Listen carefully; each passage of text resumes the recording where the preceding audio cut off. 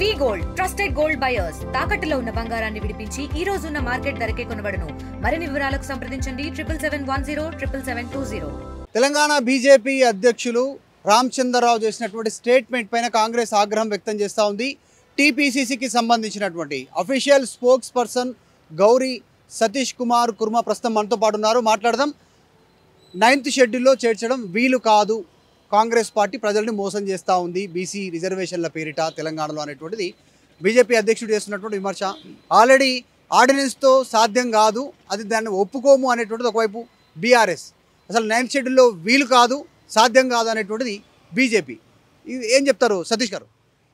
ఒకసారి భారతీయ జనతా పార్టీ ఆత్మపరిశీలన చేసుకోవాలి. ఎందుకనంటే 9th షెడ్యూల్లో ఏ విధంగా చేర్చాలో అనేది ఒకసారి ప్రాసెస్ హోమ్ డిపార్ట్మెంట్ నుంచి గౌరవ ప్రెసిడెంట్ గారికి వెళ్ళినప్పుడు 9th షెడ్యూల్లో చేర్చడానికి అవకాశం ఉంటుందనేది మర్చి మాట్లాడుతున్నటువంటి భారతీయ జనతా పార్టీ తెలంగాణ బీసీ సమాజం పట్ల ఏమాత్రం గౌరవం లేదు, ఓటు బ్యాంకును చూస్తున్నారు అనేది యావత్ తెలంగాణ సమాజం అంతా కూడా గ్రహించాలి. ఎందుకనంటే భారతీయ జనతా పార్టీలో ఉన్నటువంటి బీసీ నాయకుల పట్ల కానీ తెలంగాణ సమాజంలో ఉన్నటువంటి బీసీ ఓటర్ల పట్ల కానీ వారిపైన ప్రేమ లేదు అనేది మనకు చాలా స్పష్టంగా అర్థమవుతుంది. ఎందుకనంటే అధ్యక్షుని కానీ ఎవరికి ఇచ్చారో, బీజేపీ లీడర్ని కూడా ఎవరికి ఇచ్చారో ఇవన్నీ చాలా స్పష్టంగా అర్థమవుతున్నాయి. ఈ ఆడదాకా మధ్యలాట అన్నట్టుగా ఇవ్వలేక వాళ్ళు 9th షెడ్యూల్లో చేర్చలేక చెప్తున్నటువంటి సాకులు. అదే మేము ఆర్డినెన్స్ తెచ్చి తర్వాత బీఆర్ఎస్ గురించి మాట్లాడితే చాలా బాధేస్తుంది. ఎందుకనంటే ఆర్డినెన్స్ తెచ్చి స్థానిక సంస్థల్లో బీసీలకు 42% రిజర్వేషన్ ఇవ్వాలనే ఉద్దేశంతో మేము సీరియస్గా దానిపైన డెడికేషన్ కమిషన్ వేసి దానికి కావాల్సినటువంటి అసెంబ్లీ సమావేశాలు ఇప్పుడు లేవు కాబట్టి ఆర్డినెన్స్ తీసుకురావడానికి రాష్ట్ర ప్రభుత్వానికి ఉన్నటువంటి ప్రత్యేక అధికారాలను, మంత్రులకు ఉన్నటువంటి అధికారాలను వినియోగించి బీసీలకు న్యాయం చేస్తామని చెప్పి గౌరవ రాహుల్ గాంధీ గారి యొక్క ఆదేశానుసారం తెలంగాణ రాష్ట్రంలో ఉన్నటువంటి ప్రజాప్రభుత్వం గౌరవ రేవంత్ రెడ్డి గారి సారథ్యంలో ఉన్నటువంటి మంత్రిమండలందరూ కూడా సీరియస్గా ప్రయత్నం చేస్తూ ఉంటే వాళ్ళు 2 పర్యాయాలు తెలంగాణ రాష్ట్ర ప్రజలను నట్టేట ముంచినటువంటి బీసీ సమాజాన్ని గతంలో 33% ఉన్నదాన్ని 23% తీసుకెళ్ళి స్థానిక సంస్థలు నిర్వహించినటువంటి మీరు ఏనాడు కూడా ఈ దేశంలో భారతీయ జనతా పార్టీ అధికారంలో ఉన్నటువంటి ఏ రాష్ట్రంలో ఉన్న సామాజిక మార్పు కోసం అసెంబ్లీని ప్రవేశపెట్టినటువంటి దాఖలాలు ఉన్నాయని చెప్పి కాంగ్రెస్ పార్టీ పక్షాన ప్రశ్నిస్తూ ఉన్నాం.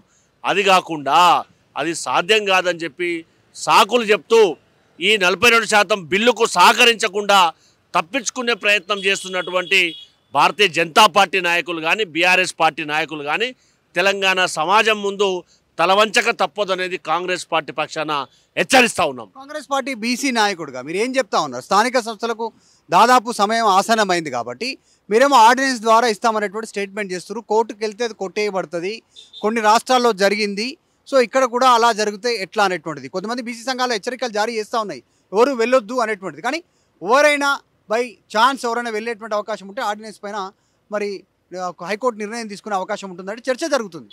ప్రజాస్వామ్యంలో భారత రాజ్యాంగంలో 285వ ఆర్టికల్ ప్రకారం తెలంగాణ ప్రతి రాష్ట్రాన్ని ప్రభుత్వానికి ఉన్నటువంటి ప్రత్యేకమైనటువంటి అధికారాల ద్వారా స్థానికంగా ఉన్నటువంటి గ్రామాన్ని యూనిట్గా చేసుకొని రిజర్వేషన్లు కల్పించే అవకాశం ఉందనేది దయచేసి మనం అందరం కూడా గ్రహించాలి.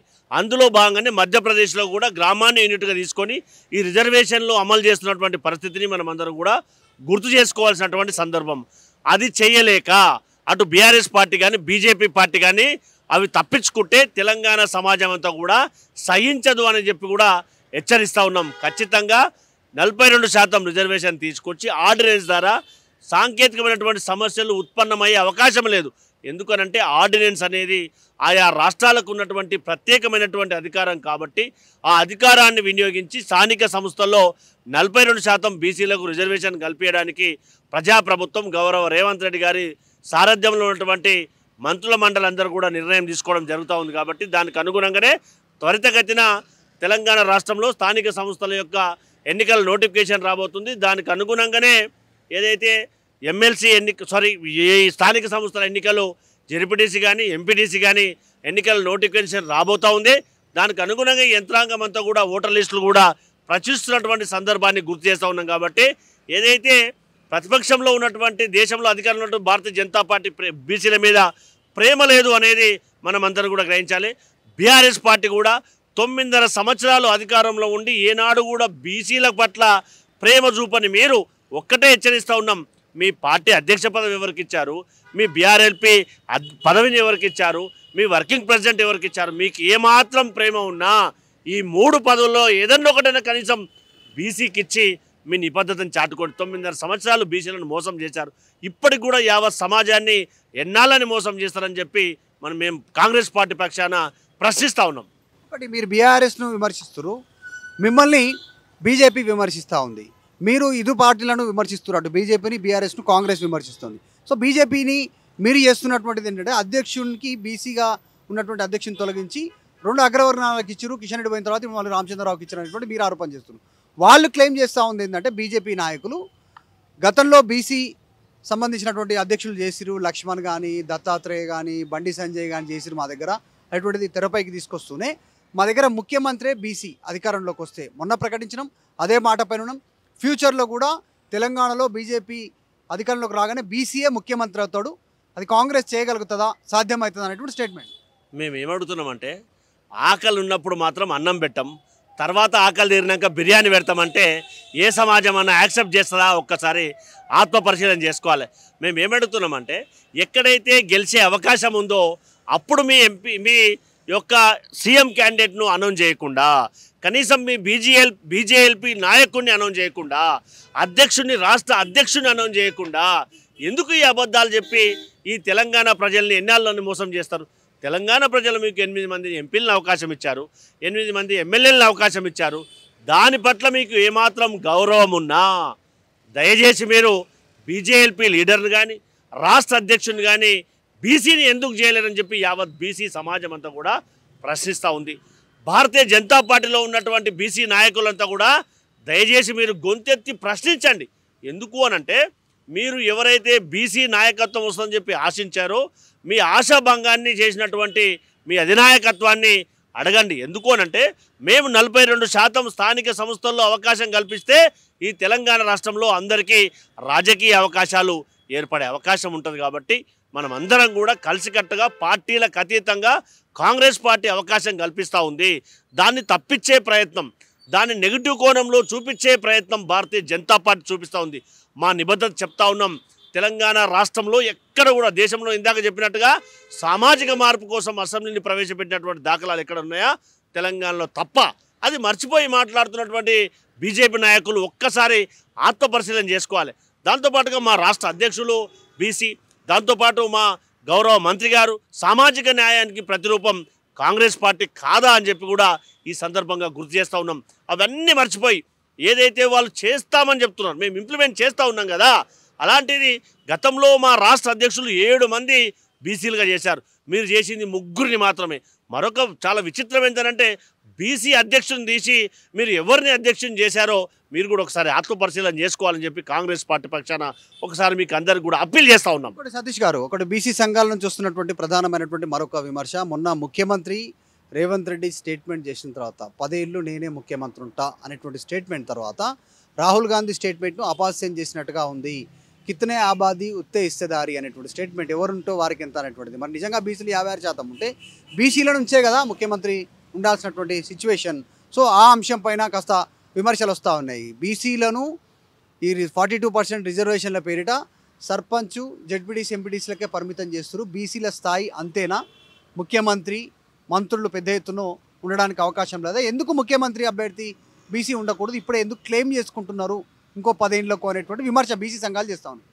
బీసీ సంఘాలు ఎవరు చేసారో మాకైతే వినిపించలేదు, ఎవరు చేశారో అంతర్లీనంగా తెలియదు. కానీ ఒక జాతీయ పార్టీగా ఖచ్చితంగా ముఖ్యమంత్రి ఎవరనేది నిర్ణయం చేస్తారు. కానీ మా ముఖ్యమంత్రి గారి యొక్క ఉద్దేశం ఏంటంటే 10 సంవత్సరాలు తెలంగాణ రాష్ట్రంలో ఖచ్చితంగా కాంగ్రెస్ పార్టీ అధికారంలో ఉంటుంది. ఎమ్మెల్యేలు ఎవరైతే ఎన్నికైతారో వారి నిర్ణయం మేరకే ఉంటుంది. నా పర్ఫార్మెన్స్ కూడా ప్రజల యొక్క మొప్పించే విధంగా సంక్షేమంతో పాటు డెవలప్మెంట్ కూడా ఆ విధంగా చేస్తూ ఒక ఓసీ అయినప్పటికీ కూడా సామాజిక మార్పు కోసం అసెంబ్లీని ప్రవేశపెట్టినటువంటి ఘనత రేవంత్ రెడ్డి గారిది కాదా? సో ఖచ్చితంగా కాంగ్రెస్ పార్టీ 10 సంవత్సరాలు అధికారంలో ఉంటుంది.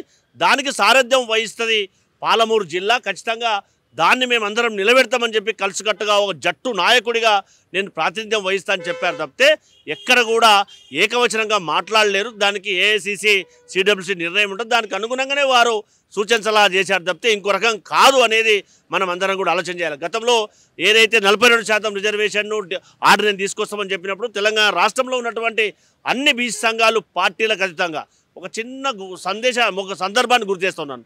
ఎవరైతే రాజ్యసభ సభ్యులుగా ఉన్నటువంటి సీనియర్ బీసీ సంఘ జాతీయ అధ్యక్షులు ఆర్ కృష్ణయ్య గారు వెళ్ళి 2 సార్లు గౌరవ ముఖ్యమంత్రి గారిని అభినందించినటువంటి, గౌరవ రేవంత్ రెడ్డి గారిని అభినందించినటువంటి సందర్భాన్ని కూడా ఈ సందర్భం ఒకసారి గుర్తు చేస్తూ ఉన్నాను. రైట్, ఇది గౌరీ సతీష్ కుమార్ కుర్మా స్టేట్మెంట్కి సంబంధించి ఏదైతే రామచంద్రరావు చేసినటువంటి స్టేట్మెంట్ కానీ బీఆర్ఎస్ చేస్తున్నటువంటి విమర్శల పైన కానీ ఘాటుగానే రియాక్ట్ అయ్యారు. తర్వాత బీసీ రిజర్వేషన్ల అంశానికి సంబంధించినటువంటి అంశంలో 9th షెడ్యూల్లో చేర్చడం వీలు కాదనేటువంటి స్టేట్మెంటు, ఇక్కడ ఆర్డినెన్స్ వల్ల సాధ్యం కాదు అంటూ చేస్తున్నటువంటి బీఆర్ఎస్ వ్యాఖ్యలపైన మాట్లాడుతున్నారు. సో ఖచ్చితంగా స్థానిక సంస్థల ఎన్నికలకు సంబంధించి ప్రిపరేషన్ జరుగుతూ ఉంది, సిద్ధంగా ఉన్నారు. ఫ్యూచర్లో ఏఐసిసి నిర్ణయాన్ని బట్టే తెలంగాణలో కూడా ముఖ్యమంత్రి అభ్యర్థి ఎవరు అనేటువంటి తేలేటువంటి అవకాశం ఉంటుంది. ఆ జట్టుకు సారథ్యం వహిస్తాను అని మాత్రమే ముఖ్యమంత్రి మాట్లాడారు అనేటువంటి అంశాన్ని చెప్పే ప్రయత్నం చేస్తూ ఉన్నారు. వీడియో జర్నలిస్ట్ జాఫర్తో మధు మల్కేడ్కర్, హైదరాబాద్. తెలుగులో ఫాస్టెస్ట్ న్యూస్ యాప్ ఇప్పుడు కొత్త అవతారంలో 5 సెకండ్లోనే పూర్తి వార్తా సమాచారం మీ చేతిలో. సోషల్ మీడియా ట్రెండ్స్ మీ కళ్ళ ముందుకే live TV and voice search ఆప్షన్స్తో ఇప్పుడే డౌన్లోడ్ చేయండి. యాప్ లింక్ డిస్క్రిప్షన్లో ఉంది.